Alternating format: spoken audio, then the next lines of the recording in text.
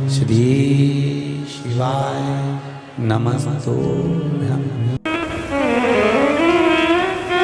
हरतालिका तीज के दूसरे दिन गणेश जी विराजमान हो जाएंगे।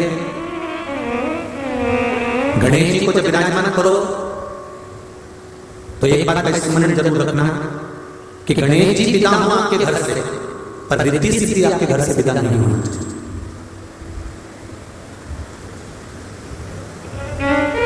जहां गणेश जी बैठते हैं या तो उनके आसपास में दीवार पर दो स्वस्तिक बना लो या दो हल्दी कुंकू की बिंदी लो, एक इधर। क्या होता है उससे कि गणेश जी तो चले जाएंगे क्योंकि बेटा है वो तो काम के लिए जाएगा, पर बहुएं रिद्धि और सिद्धि हमारे घर में सदा रहना चाहिए, इसलिए वो दो बिंदी का होना चाहिए। जो 1 रुपए कमाते हैं 1.25 रुपए खर्च होता है, घर में क्लेश रहता है, अशांति रहती है, जरा जरा सी बात में विवाद हो जाता है। जरूर वो गणेश जी के साथ में रिद्धि सिद्धि को भी विदा कर देते होंगे, क्योंकि गणेश जी जाते हैं तो रिद्धि सिद्धि उनके साथ चले जाते हैं। रिद्धि सिद्धि को रोकने के लिए जिस दिन गणेश जी बैठते हैं उस दिन या तो दीवार पर दो स्वस्तिक बनाए जाते हैं या दो बिंदी कुंकू और हल्दी की रख दी जाती है, जिससे गणेश जी तो जाएं पर ये बिंदी के रूप में रिद्धि सिद्धि हमारे घर में पूरे वर्ष विराजमान रह जाए। किसी किसी के देखा होगा आप लोगों ने, जब दिवाली का पूजन करते हैं, लक्ष्मी पूजन करते हैं, तो सिंदूर से या कुंकू से दीवार पर कुछ लिखते हैं या साथिया बनाते हैं या श्री लिख देते हैं, लक्ष्मी प्रसन्न रहे लिख देते हैं, श्री गणेशाय नमः लिख देते हैं, शुभ लाभ लिख देते हैं। उसका कारण क्या है?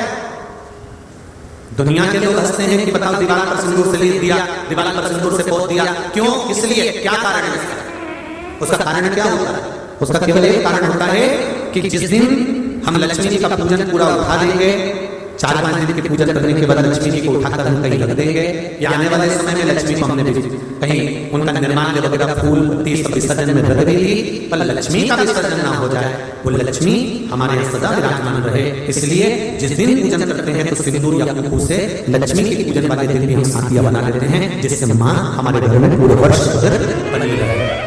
कल से एक नियम लेना, शमी के वृक्ष की पत्ती, जैसे ये बेलपत्र होता है, शिव को और गणेश को बेलपत्र शमी पत्र समर्पित होता है।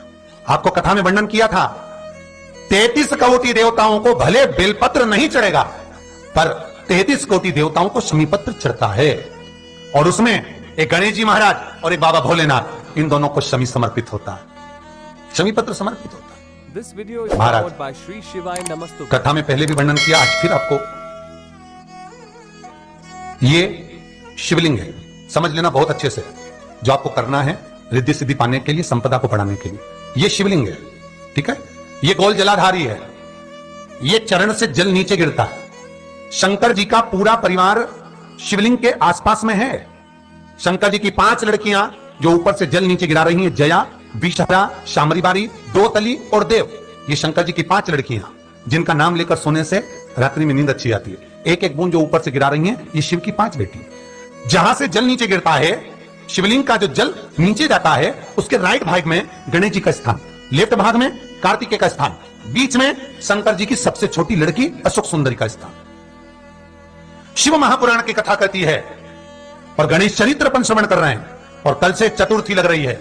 जिसके घर में संपदा की कमी पड़ती हो, बीमारियां ज्यादा फैल रही हो, बहुत कष्ट हो महाराज, बहुत ज्यादा दुखी हो महाराज, कोई काम नहीं बन रहा, बहुत तकलीफ में हो, तो शमी पत्र, शमी की पत्ती, जहां गणेश जी का स्थान है वहां पर 5 शमी पत्र 5 समर्पित करें, और शंकर जी के ऊपर 3 शमी पत्र समर्पित करें।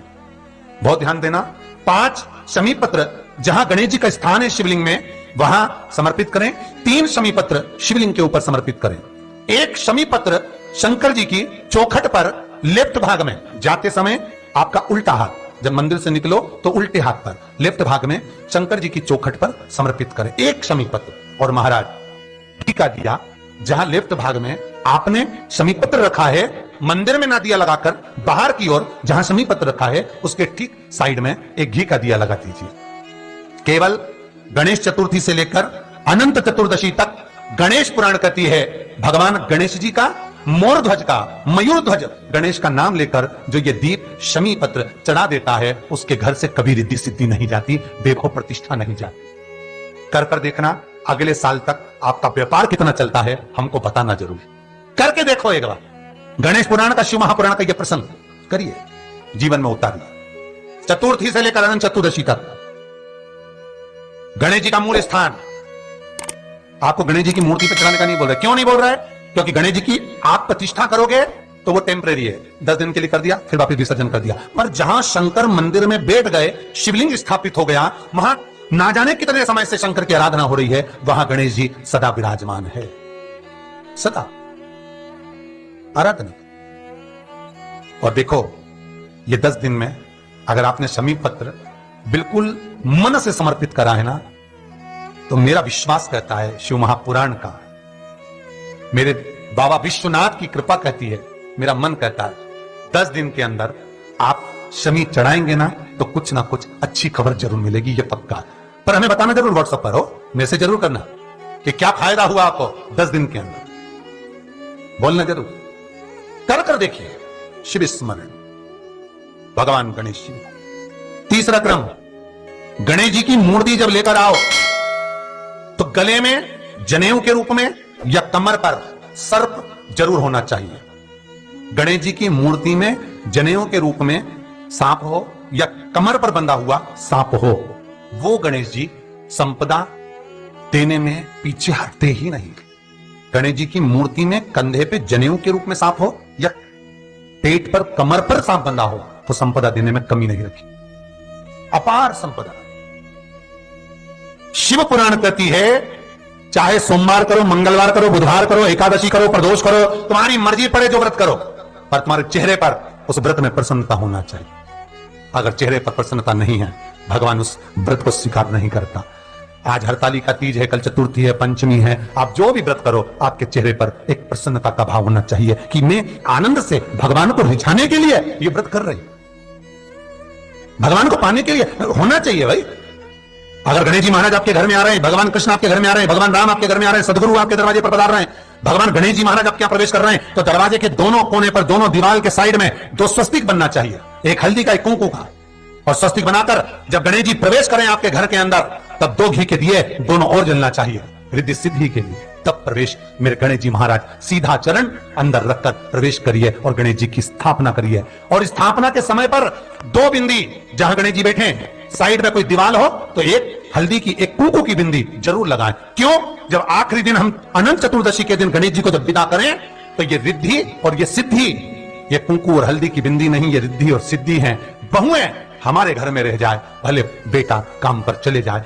क्या होता है, रिद्धि सिद्धि हम साथ में गणेश जी के विसर्जन कर देते हैं, अगर बिंदी नहीं लगाते तो रिद्धि सिद्धि गणेश जी के साथ चली। कई लोगों के घरों में गणेश जी की बहुत सारी फोटो हो जाती है, बहुत ध्यान दीजिएगा महाराज। कई लोग गिफ्ट में गणेश जी दे देते हैं। शास्त्र कहता है, जिसने अपने जीवन काल में, आपको पहले भी कथा में कहा था, एक आंवले का वृक्ष, एक गणेश जी की मूर्ति, आंवले का वृक्ष, गणेश की मूर्ति, ये 2 चीजें एक ऐसी हैं जिसको एक वो क्या बोलते हैं उसको, एक कुबेर का स्टेचू भी आता है, जिसको कंधे पे पोटली रखी हुई स्टेचू आता है, गंजा बाबा रहे सो, क्या बोलते हैं हम लोग, कहते हैं कुबेर स्टेचू बोलते हैं। ये भी गिफ्ट में नहीं दिया महाराज। यदि गणेश की मूर्ति, गणेश की प्रतिमा, गणेश का फोटो हम किसी को गिफ्ट में दे देते हैं, तो हमारे घर की संपदा, उस तारीख को लिखकर रखना, उसके बाद में धीरे धीरे छिन्न होने लगती है, संपदा टिकती नहीं। 1 रुपया कमाओगे, 1.25 रुपया खर्च हो। और घर के हर जगह पर गणेश जी की मूर्ति नहीं लगाना चाहिए, घर का फोटो, गणेश जी का फोटो हर जगह पर नहीं लगाना। जहां पूजन करते हो वहां लगा लो, जहां स्मरण करते हो वहां लगा लो, चल जाएगा। पर सारे घर में ना जाने कौन कौन सी दिशा में, और यहां तक कई लोग साल भर गणेश जी रखते हैं, तो उनसे भी निवेदन है, साल भर गणेश जी रखो, मना नहीं है, पर गणेश जी रखना कौन सी दिशा में चाहिए, उसका भी शास्त्र प्रमाण वर्णन करता है महाराज, उसका भी शास्त्र प्रमाण महाराज। लाते समय गणेश जी का मुख आपकी ओर हो,